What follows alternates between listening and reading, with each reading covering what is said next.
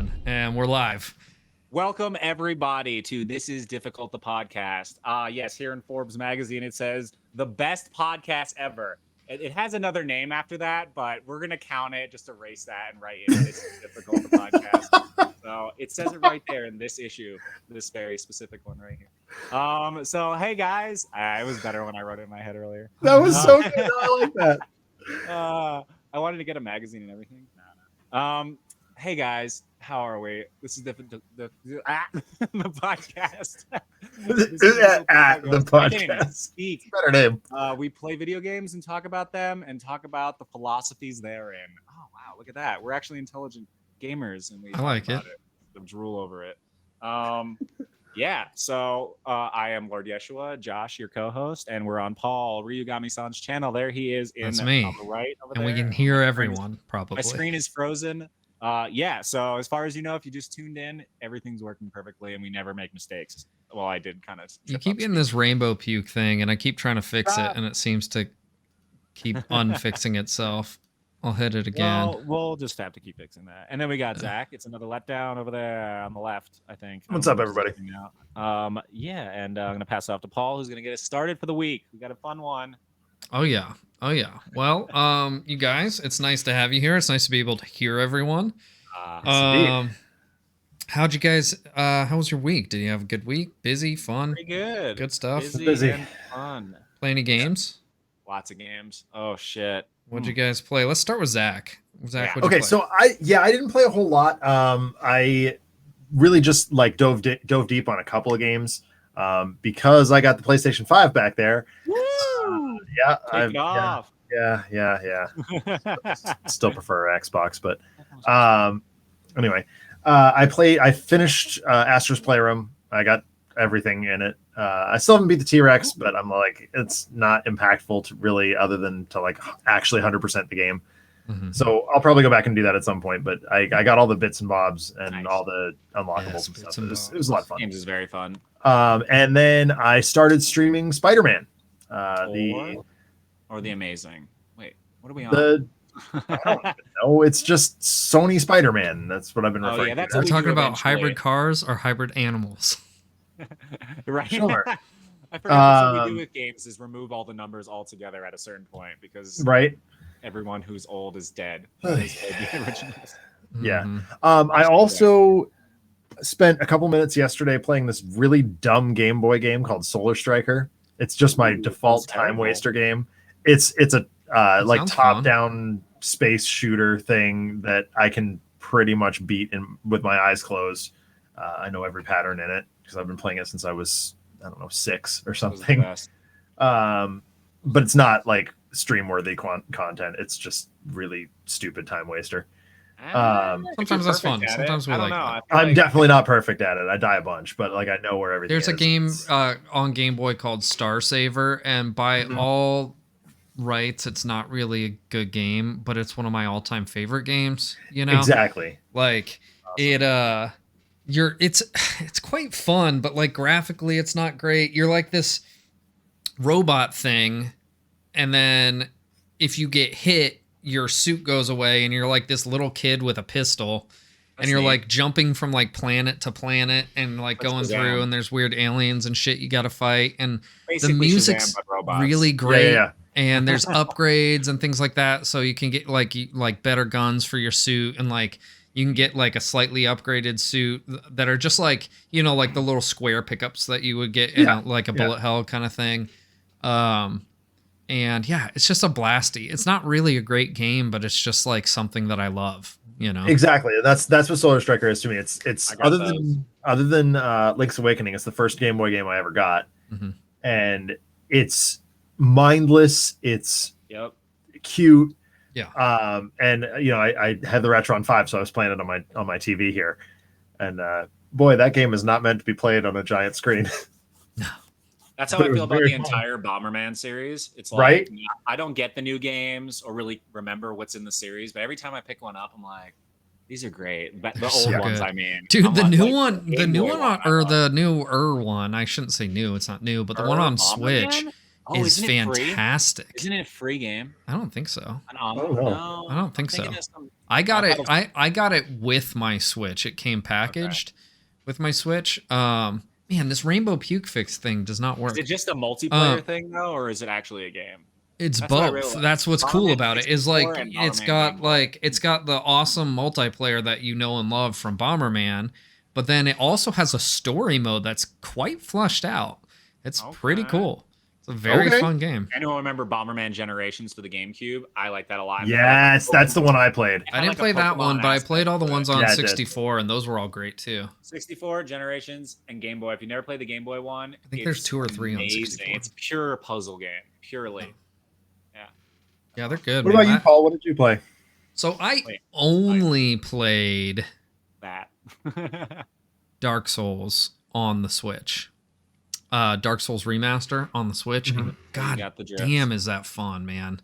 It is so much fun. It runs really great on the Switch. It did crash twice on me, but there was a lot going on in the area that it crashed. Yeah. And fortunately, like the autosave in Dark Souls is really good. So I didn't lose anything or any progress or anything like that. But that was pretty deep in the game too, that it happened at this big waterfall when I was fighting this Hydra thing. But man, that game is just fun.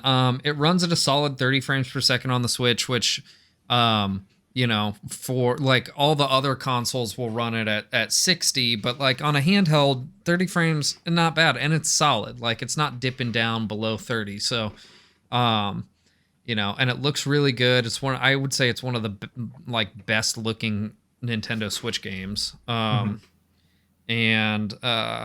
It's quite fantastic, and it's really feeding my addiction to Souls-like games right now. I've been really hooked on those.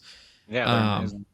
Yeah, something fierce, honestly. Like it's been Yeah, you have a legitimate Souls-like problem right now. right now. Yeah, it's like that's the only style of game I want to play, and to be able to play it handheld is so nice. Because every other Souls game you have to play on a console, which is fine, but like sometimes I'm not near my consoles, or like for instance, I'm like 99.99% done moving and setting up my office, but like if you look in my office right now, there's like boxes everywhere and things like that behind the green screen. Dude, that doesn't change. Right.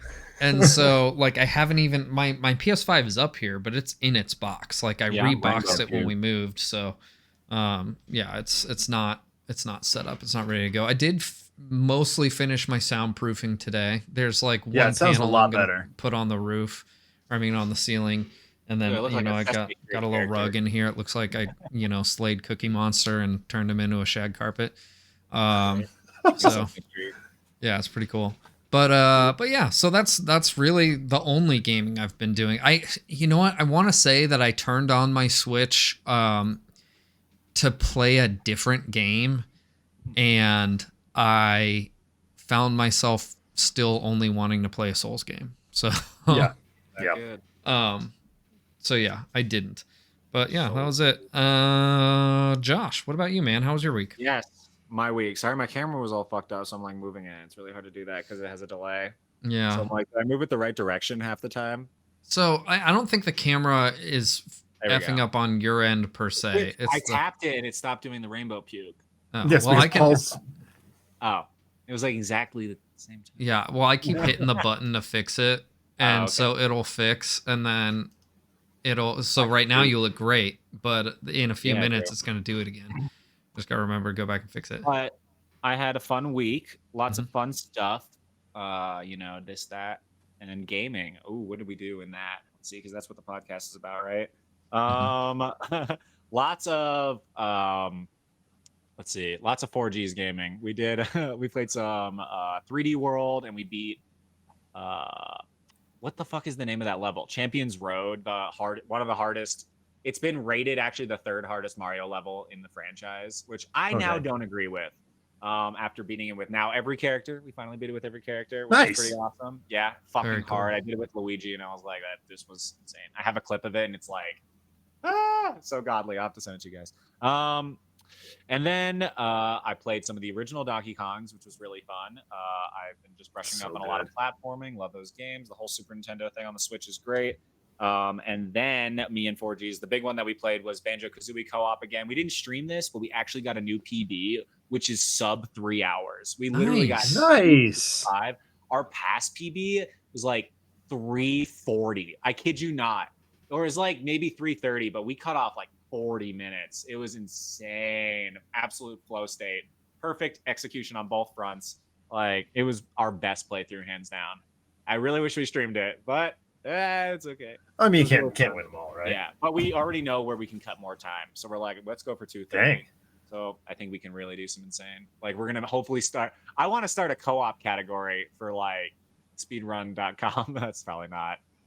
That'd be No, cool. Yeah. I'm surprised there isn't something like that. Something comparable for mods. I mean, yeah, it's not technically breaking the game. It's adding a second player. So maybe. Well, it does break the game, but in a fun way, like, and there are categories for game breaking, shit in speedruns, right? So there's like glitch categories and things like that. So why not? A lot of glitching. And we've been very vocal on this podcast about how adding a second player to a game experience improves most game experiences. Correct. Yeah. To that extent, even there. So the next game I played, it just like happens to be, I want to finish this part of the topic, but I have to mention it now. Okay, so I also played Donkey Kong Country Tropical Freeze. Real quick before I get into that though, in the speed run for that, the any percent speed run, you are allowed to have a second controller. So player 2 just spawns in the level with you, and you just pick them up as player 1, and it counts as you breaking a barrel basically, and you get a free Kong at the beginning of every single level. I haven't implemented this yet, but it's literally says in the rules that it's allowed. And so I'm like, why wouldn't co-op be allowed then? Yeah, that rate, it's like what is and isn't allowed in each category. But when I saw that, I only learned that after I got the record actually. So I was like, oh fuck. Think about it. You got to go into the level until you get the barrel. Otherwise, you can just have player 2 right there and just pick them up like right in the beginning. That seems broken, but I'm gonna do it. Anyway, speaking of which, the last game I played was Donkey Kong Country Tropical Freeze. You are looking at a world record holder, my friends. It's not that, not the world record, but I hold the 6th place world record in Donkey Kong Country Tropical Freeze. It is a world record. It is a world record. 6th place. My record is 2 hours and 12 minutes. I would say I am intermediate advanced in this game. I am not an expert. There's still a lot of ground to be covered in that. I've seen expert runs. First place is 115 to 26. It's absolutely insane. We're talking real tech, like not glitching, but you're basically abusing it to the max. That being said, for 6th place to 1st place, there's still an hour of room to build and grow. So, or more still, because the true floor hasn't been found for this game yet. So that being said, this is hey Jade, this is a very varied speed run in where there's a lot of ways to play it, and so I think that's really cool. That being said, let's talk about that a little more with our review. Are we starting it now? Yeah. Let me switch over. Okay. 1 second. I did just fact check Josh. He is indeed 6th place in original mode, any percent. Yes. That's fantastic. All right, Josh, take it away, man. 212. 212.01. Yep. 01. Oh shoot. Oh shoot. Boom. I'm good at things. And again, I can definitely beat that. Jay just like really wants to hang out. All right, Josh, go ahead, man. You can start your review. Welcome. Donkey Kong Country Tropical Freeze is the game I'm going to be reviewing today. So we're going to do kind of a 2-part. I'm going to review it pretty briefly as a game as a whole, and then I'm going to review it from a speedrunner's perspective. This is the first game I have competitively speedrun in which I am putting my times on the record board and have actually achieved a world record time. So for me, this is my debut into like actual speedrunning. I'm going to be reviewing it as a not really, now I would say intermediate to advanced in this game, at least as a speedrunner. So I'm not a pro, just know that. So, if a pro hears this video, you can correct me. I don't fucking know. I mean, he's more of a pro than Paul and I are. Yeah, you got the number 6 record. So like I realize you're not paid to do it. I would but postulate that's the top 10 is pro status, dog. Yeah. Ah, shucks. Okay, so like I said, I'm good enough to at least give my opinion. I feel like at that point, This game was developed by Retro Studios, and it came out February 14, 2014, although it was re-released on the Switch in 2018, fact check. March, Okay. I'm not 100%. I got it day one when it came out on the Switch, and I traded in my old copy, actually, because I just wanted it on the Switch, and I felt no reason to have the old copy. I don't know, I do that sometimes, but only when it's literally the exact same game. That being said, the new version also has funky mode. So there is a category for funky mode. I can't really run it because the mechanics are a little different, at least yet. Funky is all the characters built into one. So he's OP. He has 5 health instead of 2 like all the other characters have. It's absolutely disgusting. He's pretty much, if you want to play the game as OP as possible without using more techniques that are original to each Kong. I prefer the original way to play because that's what I started on in 2014 when this came out. Anyway, that being said, my record is on the Switch, and that's the one we're going to be doing. Played on the Switch, available on the Wii U and the Switch. What did I like about this game? I don't even know if I have to say, because I am a humongous Donkey Kong fan, and it's absolutely the most nostalgic franchise, in my opinion, for me at least. In my other opinion, it is the best platforming franchise that exists, period. Mario is incredible. Rayman, Metroid is kind of a platformer. All those other ones, they're great. I love it. When it comes to 2D platforming, right? When it comes to 2D platforming, correct. I'm talking about 2D side-scrolling platforming, left to right specifically, like that OG formula. Literally always left to right. It's like that perfect original formula that you get. And in that regards, even Celeste up there and all these amazing new ones. Donkey Kong still, in my opinion, is the best franchise. Adam was mentioning it the other day, the mechanics are very unique to this game. The roll is super fast. The controls are extremely tight. And the jump is very unique in that you can do variations of it. He noticed that you can dip down and then jump up at the lowest point of your jump. You have quite a lot of time. Sometimes a full drop before you have to jump up, and your full recovery is back at that point. Every time you land on a bad guy, you get full launch and additional jump potential. Plus, it renews your secondary jump if you have Dixie or Diddy or Cranky or whoever. Multiple ways to play. I always play with Dixie because she gives you you can fall really deep and then kind of pick yourself up. Or if you're trying to get just a little higher at the height of your jump, she's good for that. Diddy prolongs the length of your jump, and Cranky is a bounce guy. The top player uses Cranky exclusively, except for a few parts, because you get a lot of momentum from him. That being said, he is the most difficult to play with. So we're working on that. I really like Dixie. So that's who I play with. Just my style. You know what I mean? But the gameplay is incredible. It's absolutely a fucking brilliant platformer where you can play it slow and smell the roses. There's tons of things to collect in every single level, and extra levels and bonus features, everything, including funky mode, an entirely new game, basically, a new way to play in the Switch version. And the content is very, very large. So I would say that's another huge plus. But the controls and the platforming and the way the levels are built is just tried and true Nintendo style.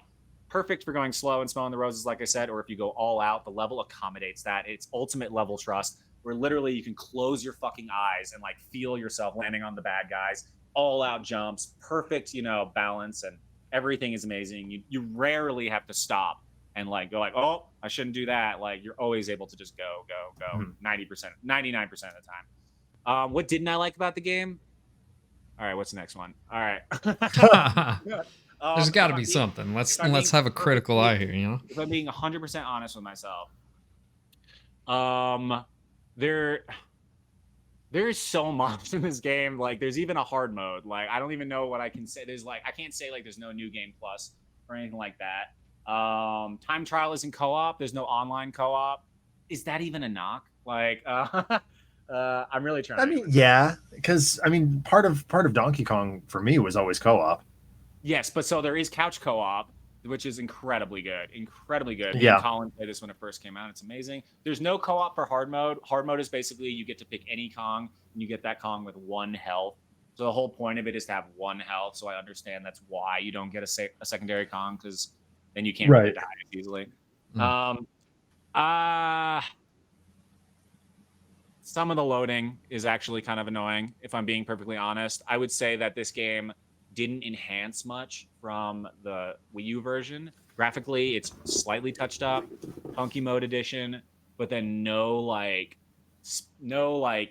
of the actual assets of the software were changed, I think. So all the loading times and initial like staggering, which occasionally happens, I mean, that's a is there. drawback from It is just a the drawback. Switch being basically Yeah. the same console, just stuffed Yeah. into a Yeah, especially a for a handheld. port. You know, like as Yeah. far as its power capabilities, it's not much stronger than the Wii U.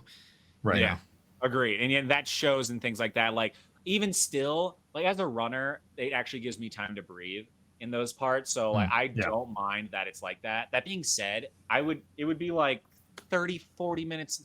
It would probably be legit 25 minutes less without loading. Like actually.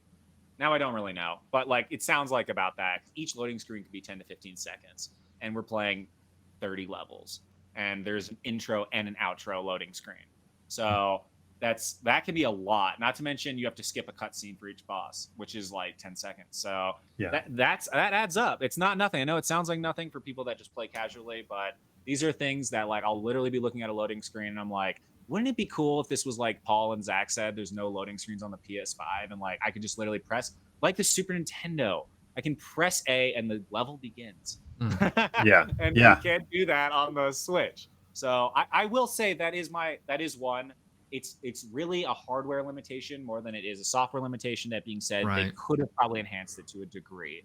I don't really know. I will potentially kick points off for that, but I don't know. Can I? Because it is hardware.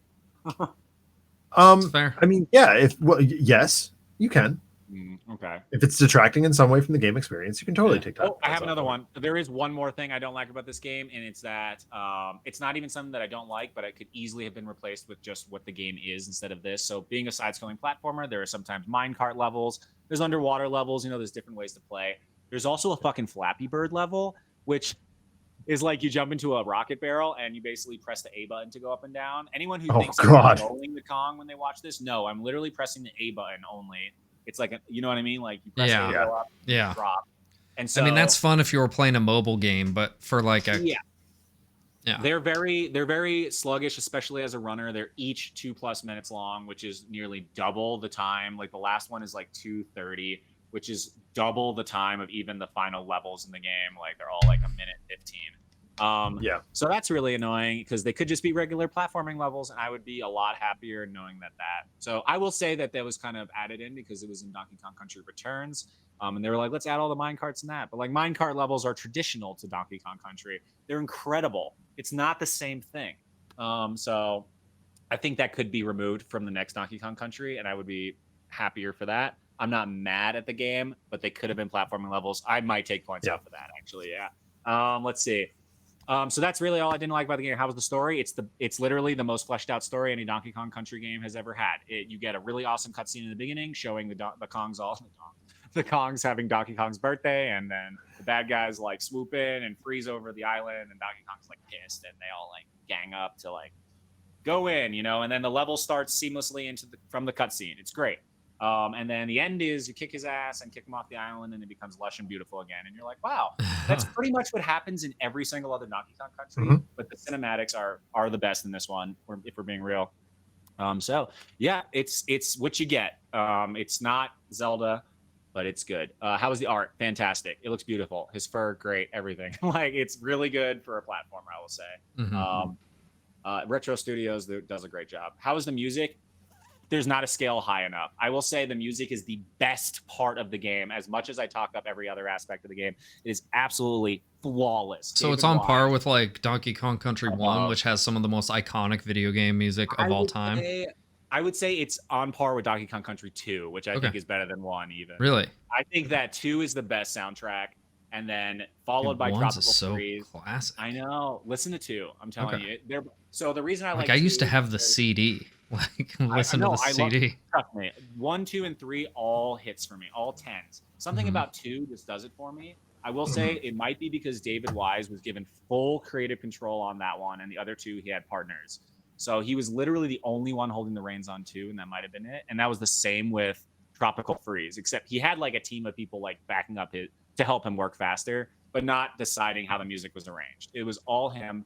In my opinion, he and Koji Kondo Grant Kirkhope to an extent are the 3 best video game musicians. Even they're fucking incredible, especially him and Kondo. Absolutely stupid. This is an incredible soundtrack. Literally, just type in Tropical Freeze soundtrack later, and you'll have a blast. It's in my painting rotation. Oh, really? Oh, yep. Yes. And there are some that are good, and there are some that are out of this world good. Like same with Country 1 for me. That in my opinion, Country 1 is so good. It's so amazing. Good. In my opinion, 2 has no bad songs. And I'm not saying any of them Correct. are bad songs. 2 has the most perfect songs, maybe is what I'm getting at. Yeah. Anyway, I'm not knocking any of them. Literally my favorite franchise for platforming. So I just think this is an incredible, incredible soundtrack. As good as it all is, this is the best part of the game, is the soundtrack, which is nuts. Like that adds. If it didn't have the soundtrack, I would not be as into this game for sure. Sound design is incredible. It's a platformer. You go boop, you go and the bad guy goes and you're a monkey and you go boop, and then makes that sound. You know, like barrel crashes. A lot of boops and It sounds like it's so. Good, you know? What you're saying, Nintendo, is we should just hire Josh next time you have to do a Donkey Kong soundtrack. He'll do them all vocally, and it'll be fine. 100%. All the boops and the When I play a sequel, of course, I am waiting with bated breath, and the entire community of Donkey Kong fans is waiting very patiently for Retro to come out with another game. Retro Studios was said to have been working on another game, and now no one knows what's going on. Wait, so in addition to Prime? Isn't that crazy? Before they got rehired for Prime, it was said that they were working on a game. So, and then Nintendo came to them and scrapped their old, whoever was, please, fact check me on all this, but this is my memory of it. They scrapped the old company and rehired Retro, so potentially they scrapped their old project, which no one knows if it was Donkey Kong. This is, again, the hearsay. Like, people see that the last one was Retro Studios, and they hear Retro is working on a game, and we think, hopefully it's the new Donkey Kong Country. So that's really all. What are you seeing, Zach? Anything? Nothing specific. Just this might have the been same like sort Reddit, of stuff that you. Shit. Nothing. Yeah, specific. it's just a Reddit dive. Yeah, Reddit very possible. It was just sketches that were like crap or whatever, because now they're working on Metroid. If before the end of the life cycle of the Switch it comes out, I'll be ecstatic. Let's see. Yeah. Overall rating and impression. Am I doing that, or am Mike, closer to your face. Am I doing the overall rating and impression, or am I going to the speedrunner variation? Okay, and then I'm going to give my second half of the review, but it's going to be pretty quick too. This wasn't that quick. Overall rating and impression. Granted, the Flappy Bird levels and the other thing I said, the loading screens and all that, everything else about this game is flawless, and it has perfect gameplay, perfect music and sound design. It is perfect. I was playing Donkey Kong Country 1 earlier, and I switched back to Tropical Freeze because I was like, I kind of want to roll as fast as possible, honestly. It just feels so damn good to play, and anyone who hasn't played this game should 100% pick it up. I give this game a 9.8 overall. Honestly, I'm watching the gameplay, and like the rolling reminds me of Sonic, and I'm sitting here thinking Sonic should take notes from this. This perfects what Sonic's like. You could easily put some loop-de-loops in this game, and it would feel nuts. It would feel incredible. Like, they could do a lot with the next Donkey Kong, I think, and I would still be on board. Like, this did a lot over the old countries, and I think it still stayed very faithful. Yeah, this like feels the fluidity of this rolling is what Sonic wants to be. Yes, exactly, and you feel control. Like it has untethered momentum, and you can really fucking gain momentum and just like launch. Every bad guy you hit boosts it. It's like crazy. Or you can stop yourself and like fine tune your jumping, but you have real control, unlike Sonic. Like, if it looks like it doesn't even look like I'm out of control. It looks like I have plenty of it right here. That's the thing, and like that is the case. So for anyone who's looking for an extremely tight platformer, like, oh my god, I saved myself right there. That was good. Just like absolutely recommend. 9.8 though, as I was saying. Absolutely, really only losing points for mild for the Flappy Bird levels. They are still fun, I will say. Like, if I had to only play those, I wouldn't be playing this game. But to put one in each world, and each world has 10 to 12 levels per world, a lot of them being secret and alternate routes, and like, there's so much in this game. One of them is a Flappy Bird level, and when I'm speedrunning it, I only play 3 out of 30 levels. So it's really not horrible. 6.5 to 7 minutes of my entire run is dedicated to them. So it's really not that big of a sacrifice, in my opinion. Nice. It is still fun, and it gives you kind of a reprieve from like the hyper focus of the platforming. As you can see, you have to be on. Let's see. And then, so it's only $43 right now. 100% worth it. Are you joking? I would pay so much money for this game. I bought it twice. This game is absolutely worth full price. I saw it used on eBay for 11 too. For $11. Mm-hmm. Yeah, if you get it used, whatever, it's not like a game that really requires you to get it fresh out of the box, since it's not a brand new game right now. Like, get a used one, whatever. Any way to play this game, I highly recommend. Anything under $100 is a good deal for this game, and at 100, you should still consider it. I'm not even joking; it's so fucking good. And then for the secondary, I'm going to be reviewing it quickly as a speedrunning game. So as a new runner, I really look for games that feel fluid and that feel like you have unlimited potential and control, and you can memorize routes, but also learning the skill is what makes you good at the run. So in my opinion, I have a lot of these levels down. Like, they're in my mind, but at the same time, it's also being remembered as I'm rolling through them. So it's a lot of reaction, a lot of, oh yeah, this part, like, oh yeah, like I remember I have to do this when this happens. But the game gives you insane control on the insane just control over all of it, that you just get to react in real time. So like if something happens that you forgot or don't expect, you're able to use your skills to just like kind of acclimate to the environment. It's just perfectly built for that, so that if you're like, I don't remember this level at all for some reason, there's going to be that formula of just go and then, jump. Oh, perfectly landed on that bad guy because the game was made like that. Oh, here comes a rolling sequence and some awesome fucking shit in a row. Like, oh, here comes a little puzzle section where you're going to bounce off stuff. It's just like always tried and true and always fresh. So there's never like a time where you walk into a level and you're like, I genuinely don't know what to do. Like, what is happening right now? Amazing for speedrunning. If we take out the loading times, this makes it a perfect speedrunning game because you can just go untethered. There's no weird sections where you have to, like, you really don't glitch this game. You just use your amazing skills and memory of the maps to pretty much just go. And you're looking for like not even frame perfect jumps. There's actually quite a bit of room for error and for different routes. I am a Dixie player, and I think the second place, I can't remember, but I think he's a Dixie player. Number one is Cranky. But like, you can definitely use different Kongs to get the same result. There's different ways to play. You're not locked into, oh, I have to learn this route. I have to learn exactly how this person plays. No, you can build your own style and perfect it. You still have to perfect your route, but you definitely can be flexible. This game is just huge for that because you're not locked into one way to play. So what sets this apart from, say, other, like, say, Metroid or Mario or any number of other Mega Man, any number of other games that you could pick to speedrun? Like, what really sets this apart from a lot of other games? For me, it is adrenaline. It is an absolute rush to play this game. It makes you feel incredible to run it. And I am really good at Super Mario World, all these Mario games.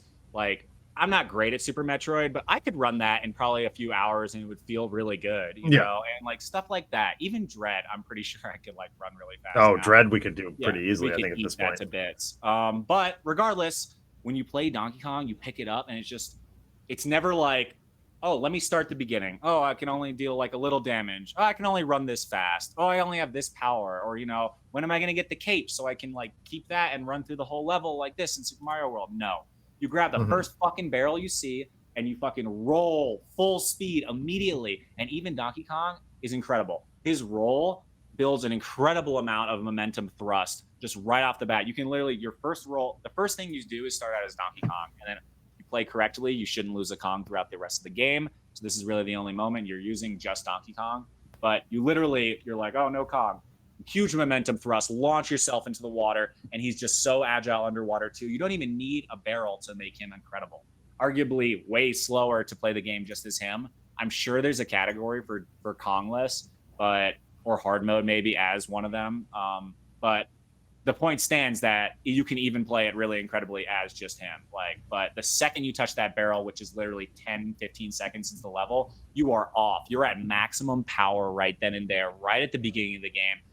If you know what I mean, like arguably more amazing in the beginning levels that you are perfect at. Like my first half of the game, so perfect. So just eating those levels just feels godly. I'm just consuming these levels that I just have so down, and it feels amazing. Like it's not even like a home stretch where you're just like consuming the whole game. Yeah. It's like, so what amazing. What you were talking earlier before the show about how you had like a really tight first half of the run, and kind of on the back nine things turned around for you during this one in particular. Like, what is there certain parts of the game or certain mechanics of the game that as a speedrunner can throw a monkey wrench into things, no pun intended, because of Kong? I actually skipped a category that ties in.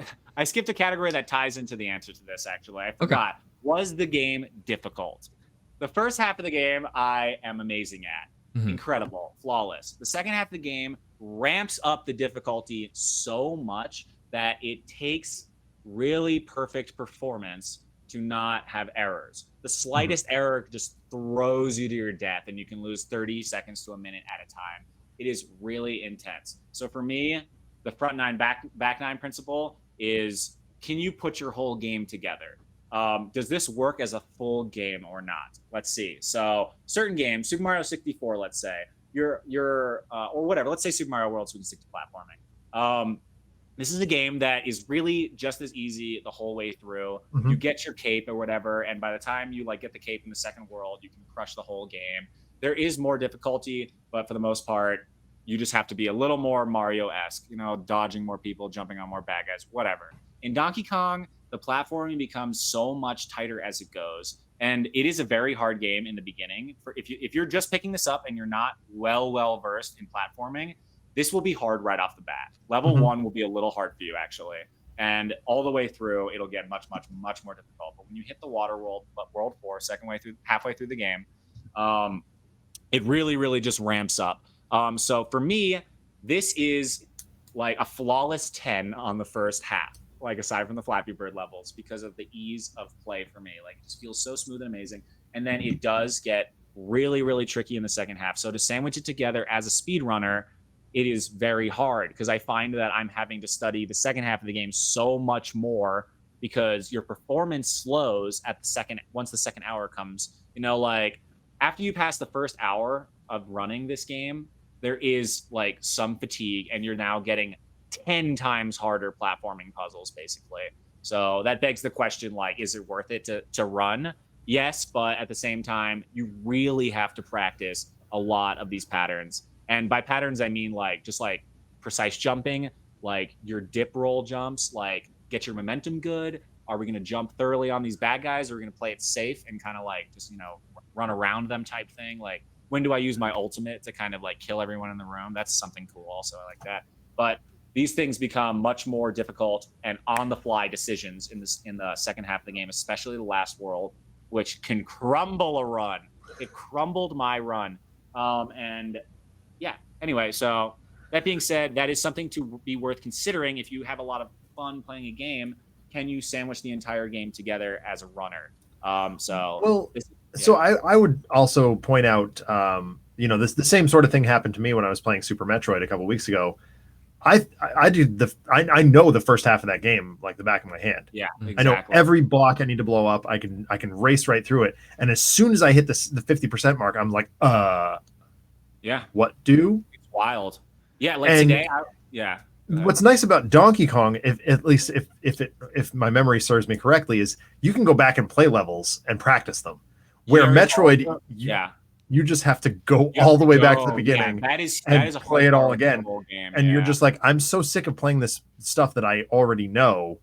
Just let me replay the stuff that I don't. Yeah, that is super hard, and you would have to get game splits to be able to practice those parts, which is only easier on older games. Like, if you're doing that with Dread, you would have to go through that whole game to get to that part again. Exactly. With Super, I could take a save state halfway through the game and just keep reloading that save state, but even that's a nightmare. Never used to be the case, though. That was those were nightmares where there's a game-breaking run play at the end. I know Super Mario Bros. 3 has the hands at the end that come up.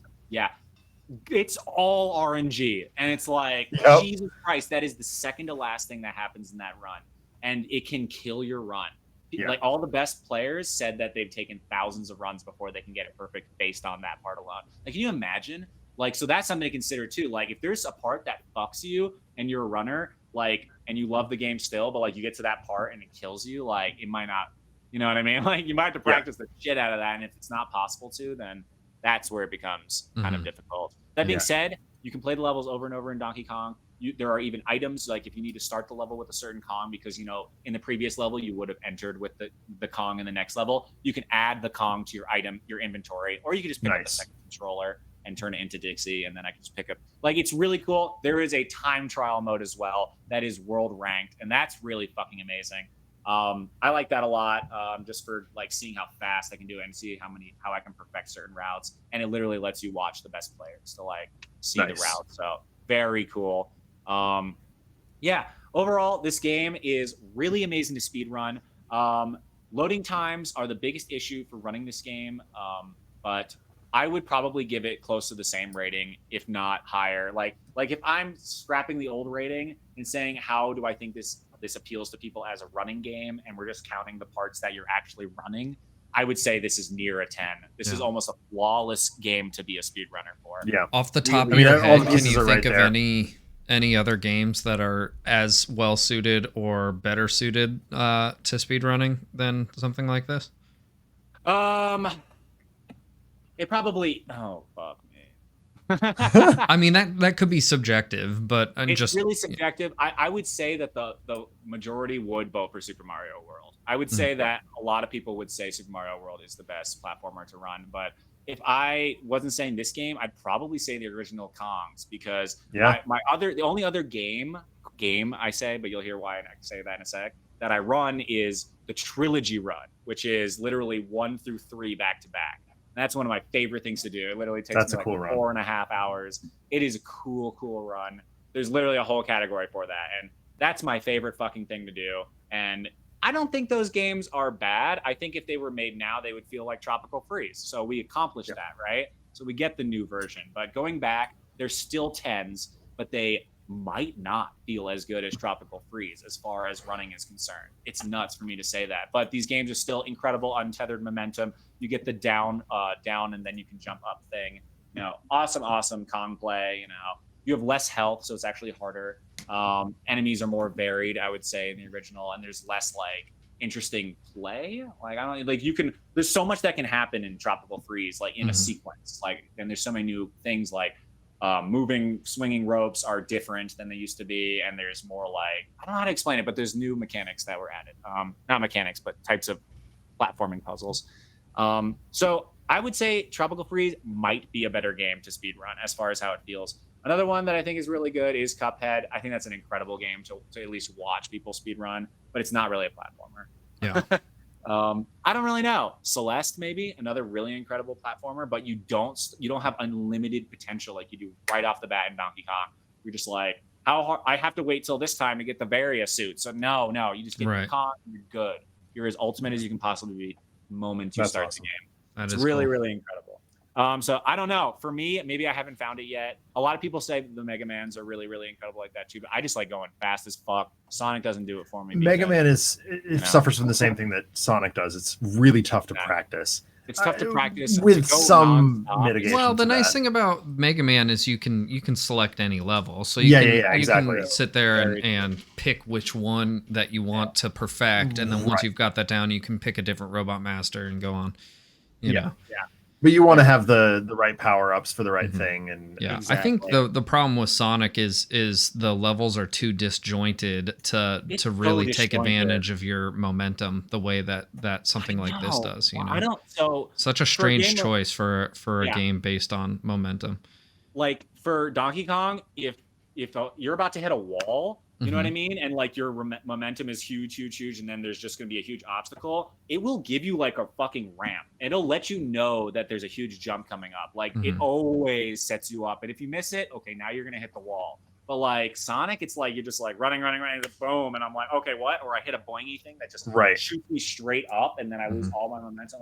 Or I hit a bad guy that's just for some reason there, but I'm going 100 miles an hour. How am I supposed to see that? So I think Sonic is poop. I get what they were trying to do, but anyway, that's my review of Donkey Kong. Absolutely one of the best fucking platformers ever. If you own a Switch, you should own this game. Fantastic. All right. Well, hey, let's switch back over and we'll talk more about the Game Awards coming up, give some more predictions and nominees. 1 second. We'll here. even do the big one today. We will do the big one today. Oh, 1 second. Streams? Or are we doing reels? Yeah, so we're back. The main thing is next week. Well, the Game Awards are this week on the 9th. Okay, which is Thursday, I believe. And we won't be having a show next week. I'll be out of town. I'm leaving on vacation on Sunday. So what I think would be good to do is finish talking about the nominees and do our predictions. And then on the week we come back, we give our choices for Game of the Year. Does that sound good for you? So, what are we just doing looking at the today? calendar real quick. So we got the 12th is off, the 19th. So that'll be right before Christmas. Ooh. Yeesh. Yeah. Let's see. That would And then, okay, so if we do our Game of the Year on the 19th, the 19th. and then like 2021 year in review on the 26th, and then we kick off our new series. Yeah, that actually sounds great. That's actually works out perfect. January 2nd. So yeah, that'll work great. Yeah, we do have a fun new topic series coming up, which we can't wait to get into. But let's break into some of these categories. I honestly don't really remember what ones we did last time. We did best game direction, best narrative, best art direction, music, audio design, best. We didn't do best performance. Let's start with that. Best performance. Wait, drop the link. So, you want? Yeah, here I'll this just is put it in the. This is for a voice actor, dude. Oh, what? I win. It is for a voice actor. So I nominate Josh for Donkey Kong. Yes. Here, I'll just put the link in the the chat there.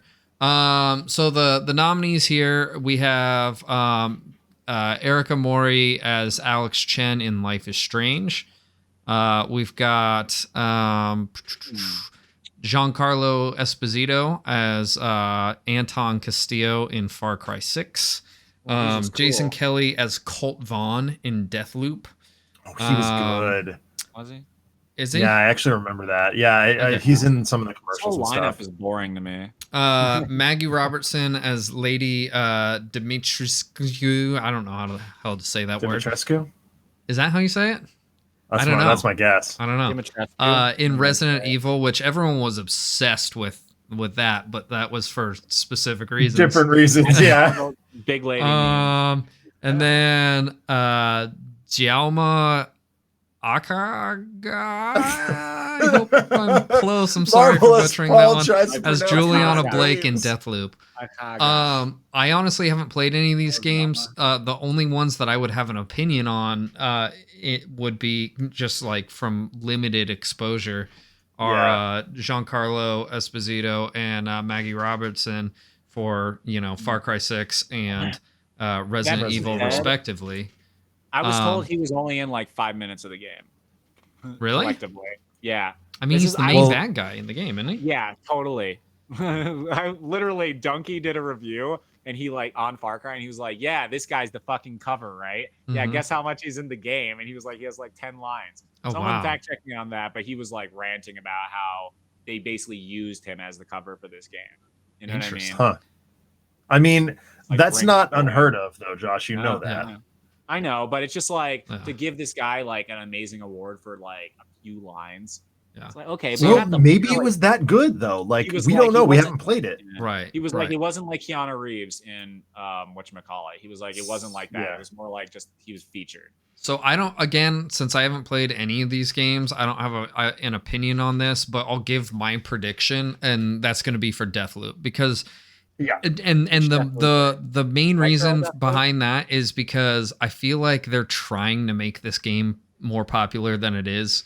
I mean, you see it nominated a million times, and I don't know a single person who's spent a lot of time in it. I know one person that's played it personally, and I don't think that person even continued playing it. Not that it was necessarily bad, but like, I don't know. I don't know that it was enough to keep that person's attention. So, I don't know, but my guess would be either the Jason Kelly as Colt Vaughn or the one that I butchered as Juliana Blake for Deathloop. That'd be my prediction. Do you guys have an opinion on that? Zach? I have a sounds thought great. on it, and it's in a similar vein as yours. Like a lot of the voice acting in video games this year was just kind of forgettable. Sure. Yeah. I think a lot of games this year were forgettable. Correct. So. That's true. Yeah. I mean, the game that I got the most excited about, the non-Nintendo game that I got most excited about this year was Outriders. Mm-hmm. And shut up, Josh. The voice acting in Outriders was just blasé. It was just whatever. And that's the kind of game that I would expect whatever voice acting from, because you don't necessarily need to get attached to any of those characters. They're not a Marcus Phoenix level protagonist. Right. Just Breath of the Wild with 10 out of 10 voice acting. Come on. Yeah, shut up. Shut up. What What about you, Josh? Do you have? Oh wait, you didn't finish. I'm sorry, Zach. Go ahead. No. That's it. So I would agree with you. I think the push for Deathloop here is probably very accurate. What I've seen of the Colt Vaughn character, so thereby Jason Kelly, was very good in the trailers and whatnot. So I'm that's my prediction, based on virtually nothing. Gotcha. Josh, what about you, man? I think it's gonna be Giancarlo, actually. Yeah, he's just such a big name. Yeah. He's a real actor, and if he wins, then video games can be known for having real actors in them. And the more people, they already are. Jack Black. I know they. Yeah. What game is Jack Black in? He's in Psychonauts. Yeah, Psychonauts. Okay, I want to play it now. And what's that stupid Brutal Legend? Brutal Legend. Yeah. Really?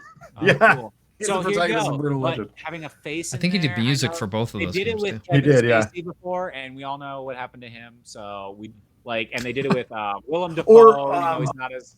Willem Dafoe was memorable. recently in 12 minutes Right. or whatever. Yeah. And, Ellen Page And Bautista's in in Gears. Bautista's in that, yeah.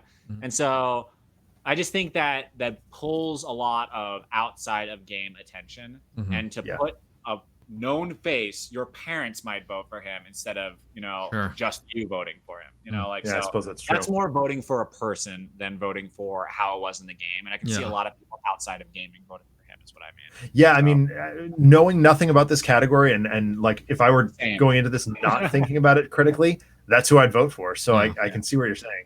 Let's hop into another category here. We've got best ongoing game.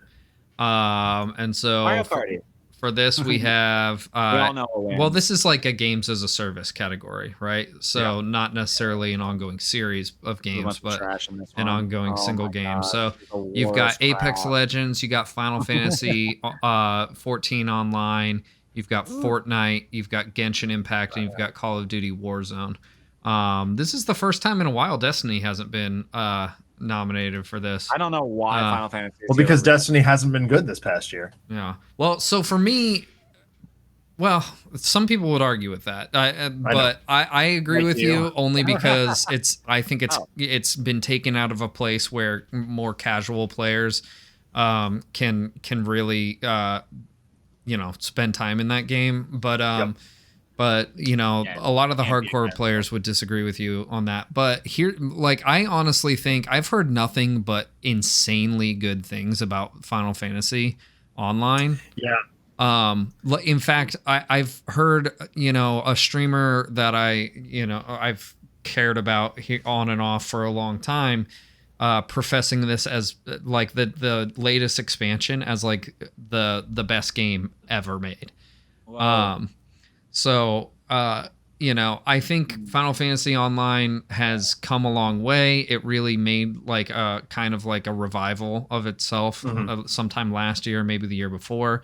And it's been nonstop, like bangers ever since. So my guess would be for that. What do you think, Josh, on any of these nominees? I see that being huge, like, I don't see a lot of people playing RPGs over shooters is the thing. I think that you're probably right that is probably the best game on this list. Mm-hmm. That being said, I don't think it's going to get more votes than Fortnite. I think it's the stupidest thing. Yeah. Well, and Fortnite's won this category more than once, I'm pretty sure. Multiple years, I think that it is going to win this year because the thing is I don't hear anyone talking about Fortnite anymore. I do. Said millions. He's a teacher. What do you think? Okay, fair. It's Fortnite. It's absolutely going to be Fortnite. It's not our generation's thing anymore. If it's not Fortnite, it's gonna be it's not gonna be Final Fantasy. I could see because Genshin. If it's not Fortnite, it's Warzone. I think. It's gonna be Warzone. But I mean, Because I see a lot of of the people talking about Genshin and playing Genshin still.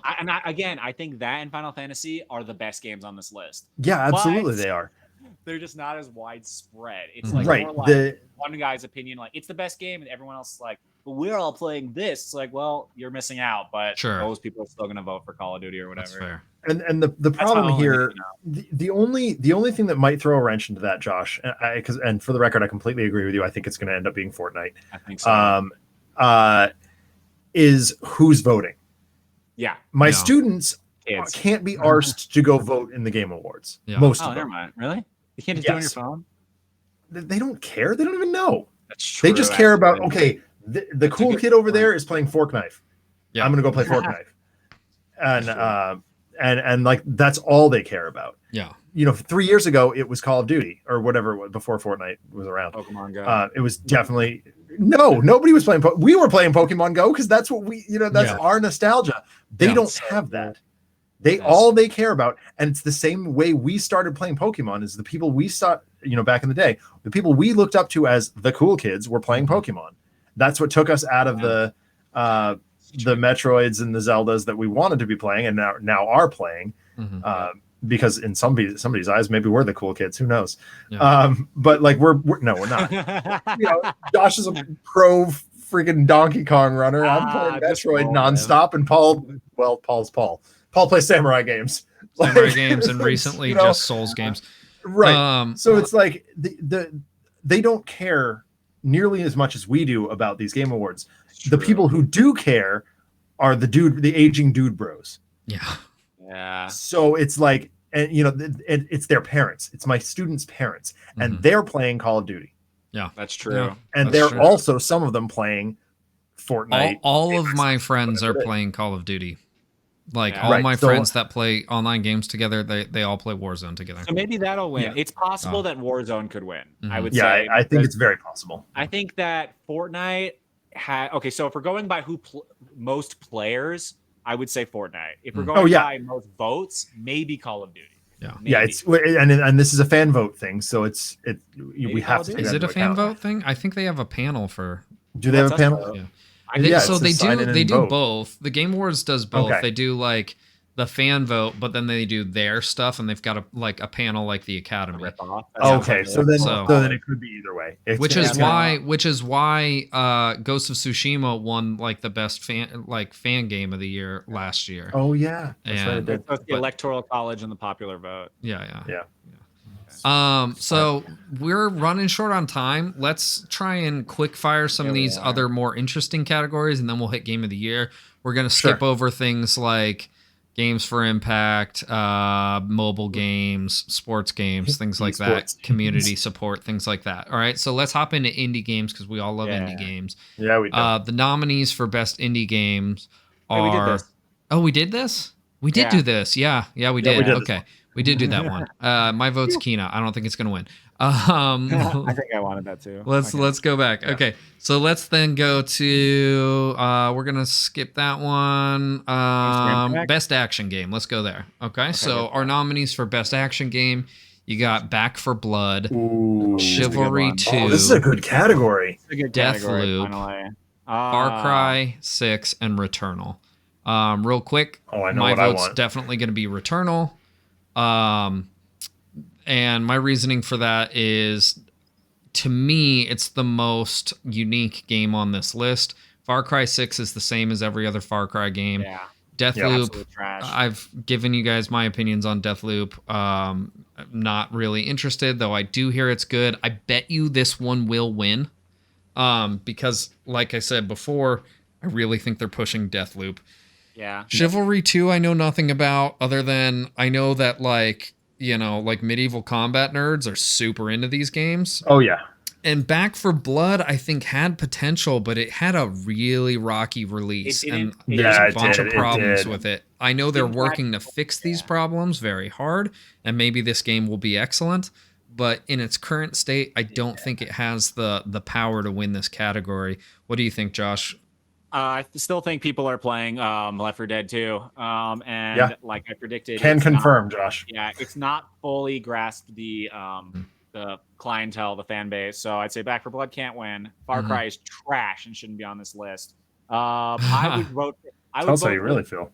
I would vote for Returnal, I think, too, because the concept is, in my opinion, the coolest. And the action is more up my alley.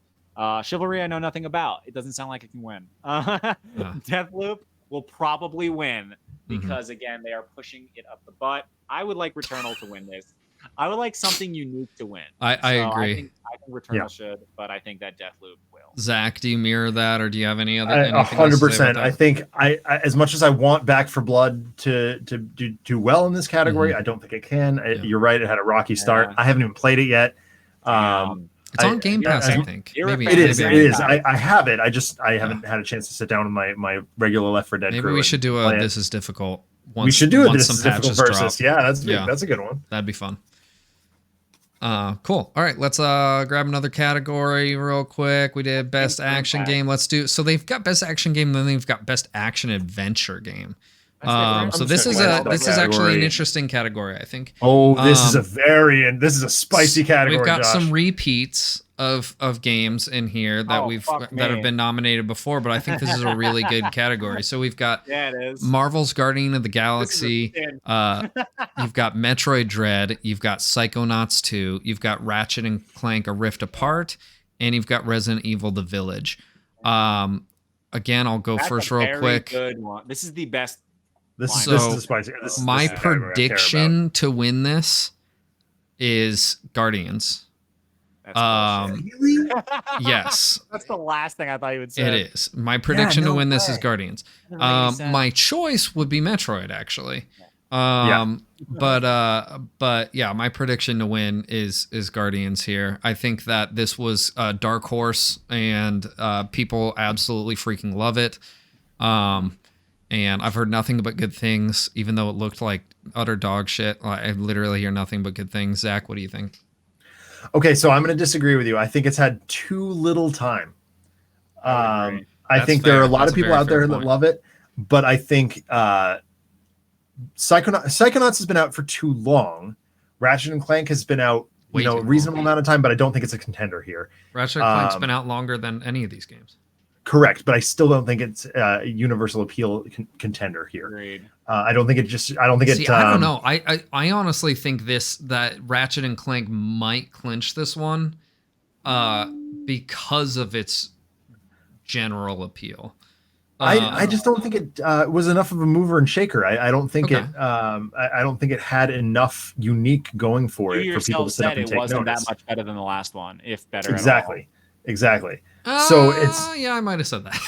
Yeah. You did. So I don't think. I do think it was retrospectively thinking. I do think it was better, but not a ton better. Right, and the fact that you had to think about it and come back to it a second time speaks volumes. Yeah, Resident Evil is a contender here. It definitely. I mean, Lady Dimitrescu raised a bunch of eyebrows. That's true. Like, yes, exactly. Boobaloobaloobies. That's all it was. And so like that's all I know about that game, honestly. So that's definitely a contender. I think we've at this point narrowed it down to Guardians, Metroid, or Resident Evil. The best of those, in my opinion, has got to be Metroid. It has to be, absolutely, and that is definitely my pick. I would not be surprised at all to see it go to Resident Evil. Yeah. That's fair. I think it could. I think Psychonauts is the one that's the odd man out here. Josh, what about you? It's robbery to give it to anything but Metroid. It's literally got the most hype behind it. It has the most fan pressure. It literally is my pick, and in my opinion, I think it's going to crush the other ones. I think Metroid has a really good chance. I think if it loses, it's going to be because of another reason. I think it's not fan voting that's going to make it lose. It'll be like you said, like a studio that's like huge, like Guardians. If Guardians wins this, there's no way every fan voted. It doesn't make sense. Like again, this isn't based on fan voting. So exactly, and that's the thing. If we're talking about this, Metroid brought the biggest cloud of hype with it. Like absolutely, it's the best-selling Metroid game. And it revolutionized what Metroid is and what it means, and introduced it to a whole new generation. Now that said, none of my students give a rat's ass. Yeah.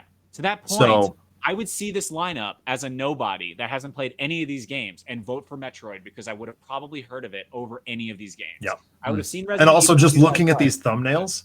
yeah, Like, look at Yeah. these thumbnails. The Which one's Metroid the most ones are badass? really good. It's Samus. really Yeah. good. Samus Yeah. is dope. I would right. say my vote and the vote Metroid. Nice. Let's see. Best RPG. We've Ooh, got let's see that. Cyberpunk 2077, Monster Hunter Rise, Scarlet Nexus, Shin Megami Tensei 5, and Tales of Arise. This one's a tough one. There's They all some. suck. I wouldn't say that Yeah, actually. that's where I'm at, Josh. So, I hear nothing but good things about Shin Megami Tensei. I hear nothing but good things about Tales of Arise. Well, I hear some mixed things about Tales of Arise. I hear the game itself is very good, but there's some mechanics that are make it kind of almost feel pay to win, which is bizarre thing to have in an RPG like that. And I think that's a big detractor. Monster Hunter Rise is an incredible game if you're a Monster Hunter fan, and that's the problem. Is I think Monster Hunter games are unique.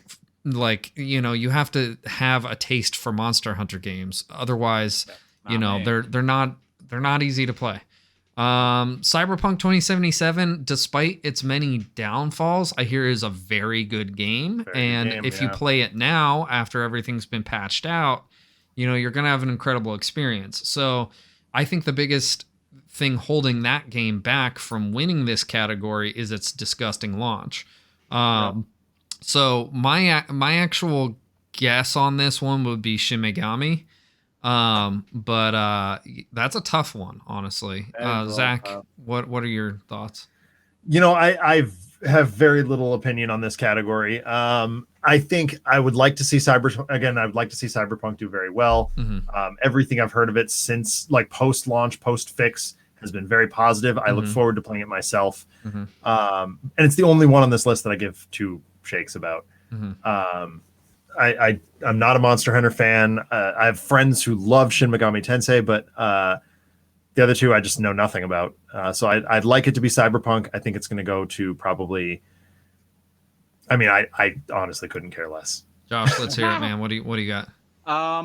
Prediction. Let's see. I would like this to go to Shin Megami Tensei because I think that's the kind of RPG I think of when I like super RPGs. Traditional JRPG. Yeah, traditional JRPG. I think that looks like it has the most potential to be an awesome story, which is what we want, and probably the most unique mechanics.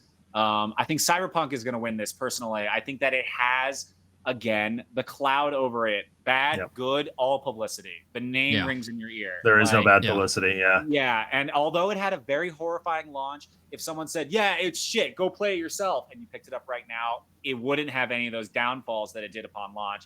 And pretty much the game itself now holds up better than ever, apparently. So really, there's nothing really wrong with it. And again, it had the entire year of hype. So I feel, or at least talking about it. So I think that will just catch most ears. Actually, you're right, Josh. Because that one had the whole pandemic. Honestly, it wasn't literally more than just the year, because we saw that game at PAX East 2020, which was last. We had a lot of anticipation for that game, and none of these games had anticipation for them.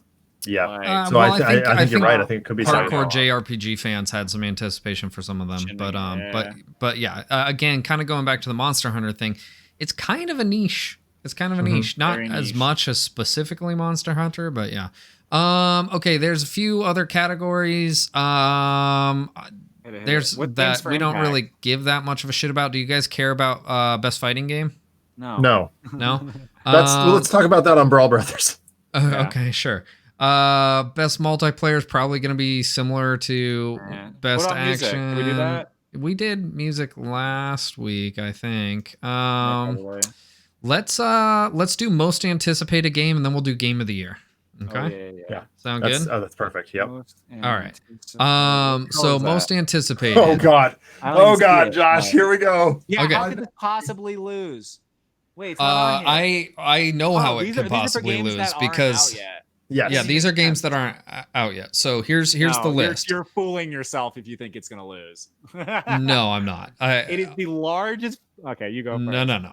I'll explain here in a I minute. know So what you think is gonna win. here's the games: Elden Ring, Humongous. God of War For people Ragnarok. with a PS5. Humongous for people with a PS5. Elden Ring's going to be multi-platform, so On PC and PS5. and it's going to be on everything else. Elden Ring is. I don't know. Promise. Okay, well. Yeah. Well, not Switch. It's also M rated. That is a huge detraction. Yeah, but okay. Yeah, it's true. Let's finish the All nominees, right, and then we'll have that discussion. Horizon Forbidden West Didn't even know it was coming out till right now. is a big one. It was supposed to come out this year, but it got delayed. The sequel to Legend of Zelda: Breath of the Wild Doesn't even have a name. Doesn't have a name yet. They're just gonna And call it then Legend of Zelda. Starfield. So these are big. These are all really big games. Honestly, there's They're nuclear. two of these that I They're think nuclear have the big. biggest potential to win as far as most anticipated. And those would be Elden Ring and Starfield. What? You're fucking nuts for not saying Zelda. How No, can it's you- Zelda. Paul, this is a Starfield? no-brainer category. I disagree. Every one of my oldest students is looking forward franchise on to, this to list. Zelda. Young and old, dude. I think among us, Zelda is probably the I biggest. think it's- But all I hear people talk about, like on Twitter and elsewhere, are Elden Ring and Starfield. People have been talking about Starfield for Adult years. people, yes. Again, if you're under 18, But again, you're Josh, we allowed to gotta- play this game. That's where a lot of gamers are. But Oh, if this is indeed going to a panel, once again True. If Paul's this got a is point. going- Paul's And got a Elden point. Ring True. is written by freaking George R.R. Martin. Like this Elden Ring was Oh yeah, legendary. Here's another thing. You know, people Elden have Ring been. is probably coming out next year. It is. Yeah. So, do you see what I'm saying? Yeah. Zelda I'm might just not. saying we're talking about the most anticipated games. I think Starfield. People have been. I mean, Starfield was like a rumor. You know, it was like a legend. Like people just whispered about it in the background somewhere. You know, like Starfield. Like What? Destiny. Someone say Destiny 2. Starfield. You know, like it's big. I don't think it's gonna be good. But as far as like most anticipated, you know, it's Bethesda. I don't really like Bethesda games. Yeah. And they use outdated engines and all sorts of bullshit, you know. But you know, that's highly anticipated game, highly anticipated. And Elden Ring, with its ties to George R.R. Martin, everyone loves, you know, FromSoft games. Like even people who don't like them, they know about them, and you know, like It's Dark not Souls just has Dark Souls also. you know. So, and it's the Breath of the Wild of Dark Souls. You know what I mean? Well, this is the Breath of the Wild of Breath of the Wild right here. Yeah, but here's the thing: a lot of people are disenfranchised with Breath of the Wild. now. Not kids. No, I'm Paul, telling you, we are it's disenfranchised with it's Breath of the people's Wild. Favorite Zelda game. It Yes, is literally yeah, the yeah. number one favorite Zelda game in the franchise. Yep. Not Ocarina of Time anymore, which it was before Breath of the Wild. It's certainly Literally, not Link's everything I Link's look up, Awakening. I'm like, surely Ocarina. No, it's always Breath of the Wild now. Yeah. Okay, well, I think it God. should be Link's Awakening, but if you're a kid, you're probably like, Breath is a bigger hey, game. 4Gs thinks that Elden Ring is more anticipated. Really? Yeah. Yeah, no, I think Again, now I'm remembering that it's George R. R. Martin. Yeah, I think Can you all speak to Breath of the Wild and your opinions on it? Well, now go to that bed, you mention 4Gs. We're not doing that. All right. it, go to bed. All right. Okay, so quick. Let's I'll just move say- on. Game of Yeah, the year. let's wrap it up. go. Let's wrap I it up. think- So we got. I think it's Breath, personally. You think and it's then Elden. Breath? Zach thinks Yeah. it might be Breath, but It's Elden maybe Ring. maybe Breath, probably Elden Ring. Elden Ring is going to be huge. Okay, so Game of the Year. Here's your Game of the Year nominees, and I think this list is trash. This- Not that Uh, these aren't good oh, games, God. but I just think that they're. Oh, One game on what? this I don't list know. This understand. year has kind of sucked. So, but Yeah, that's true. so you got Deathloop, you got It Takes Two, you have Metroid Dread, you have Psychonauts 2, Ratchet and Clank Rift Apart. I don't know why that's even on this list, even though I do think that's a great game. I It's a just great don't game, think but it's it's not Game that of the Year good. This is the caliber. caliber No. lineup. And then Resident Evil: The Village. My guess. This is kind of easy, honestly. Well, Let's be so I would like it to be of these. I would like it to be Metroid Dread. I do think yeah. that might be the best Well, one. if you think about, But my guess would be probably It Takes Two. So this is tough. I don't know. They're also really pushing. It's a dumb Deathloop. category. It's a tough category. It takes two. Like okay, Um, so the only prayer I think Metroid has Maybe of Resident taking Evil. this over It Takes Two, Deathloop, or Resident Evil is the amount of time it spent in development hell. Sure. Well, kind That of. is widely documented. Kind of. I mean, kind of. Yeah, that's true. But it was more of an idea when it got leaked Right. back in the day. That's it wasn't true. right. That's why I but was it- like, but, yeah. but the fact that 2 like years that of it, that, it, development, really. that we've been waiting this long True. for another mainline Metroid game. Again, the ball of hype is massive. Yeah. And the fact that it did as well as it did, it is as good as it is. I mean, we all had rated it very, very highly. Mhm. And I mean, it reawakened my love of the Metroid series. Me too, actually. I mean, I loved Metroid anyway, but it really put me on that Metroid kick. Yeah, exactly. But I think that's the only prayer it has, though, is that hype train. It did come out more recently than I think any of these. Yeah, it would have been. So like it's the freshest in people's minds. True. But realistically, I mean, this is a really disappointing year. Borked. Josh, we Yeah, know of course, what you I want to win. Metroid to win. What do you think's opinion, going to win? I actually do think it stands a chance. And the reason is because the hype train is also built of other developers, and other developers respect Nintendo and respect their craft. And I see think, Metroid. I think Resident Evil had a similar hype train, though. That's the thing. Resident Evil has the same people that are respecting their development as well. Capcom, humongous, since the OG days as well. The people might give it to Metroid. The reasons would be, again, a lot of developers from the old days would see this and be like, yes, let's vote for that type thing. As well as just massive hype. Let's see what else. And Nintendo not having anything on the leaderboards aside from this, I think gives it actually a huge leg up from the other guys, because everything else is going to win something. So Metroid might be given this based on everyone else thinking like, wow, this really deserves this just because, like, I think everyone it's a good gets an award, right, Josh? Everyone gets an award. I think Deathloop potentially, or Resident Evil might. I really think Deathloop more accessible. And again, the company's really trying to push might be the winner here. I think Metroid stands a really good chance, actually. I think this would be the closest vote of them all between Resident Evil, Deathloop, and Metroid. And I have no idea what It Takes Two is, but for it to be on here, I guess It Takes Two is a co-op game that's supposed to be really, really good. I've heard nothing but good things about it. It's very unique. It's got a good story. It's very approachable. I think it actually stands a really good chance. Psychonauts, I don't think belongs in this category. How is this not in the multiplayer category?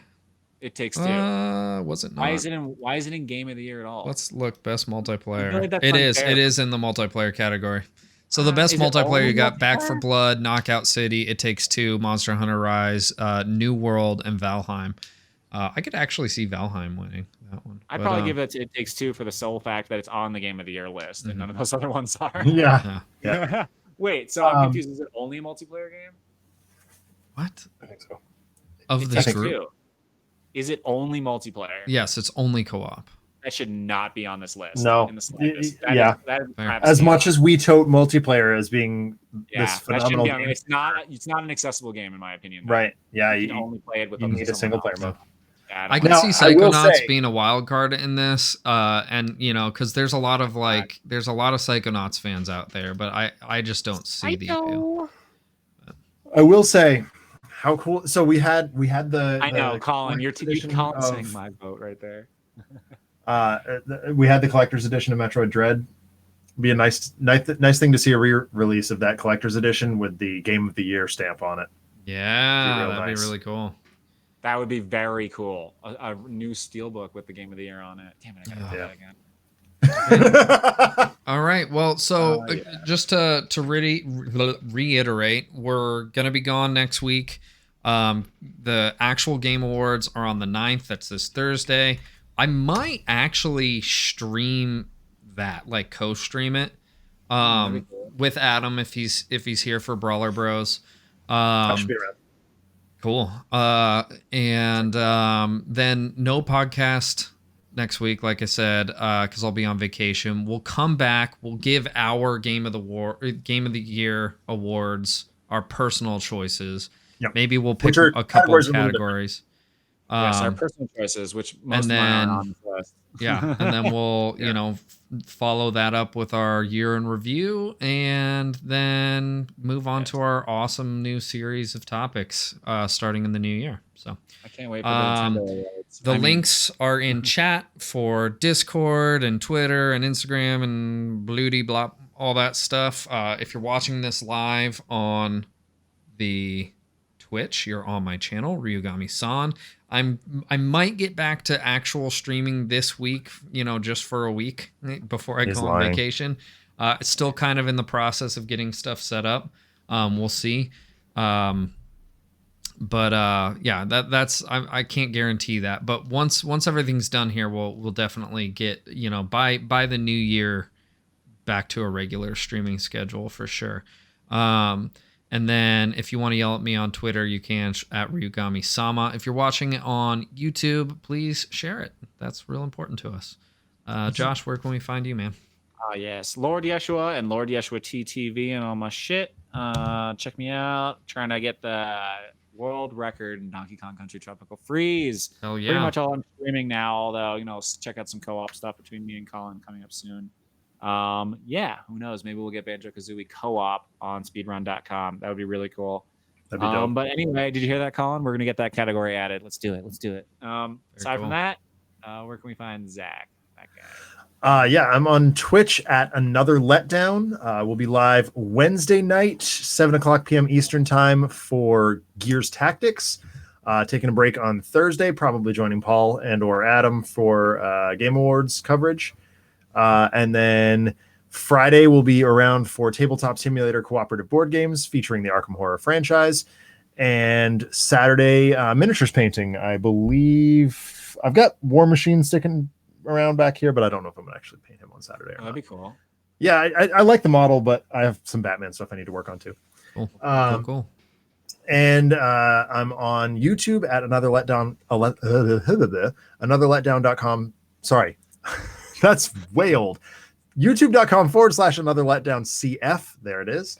And I'm on Twitter at DENONCZD. Awesome. All right. Thanks again for joining us, everyone. We'll have a good night. All that stuff. Bye. Goodbye. Bye. See ya.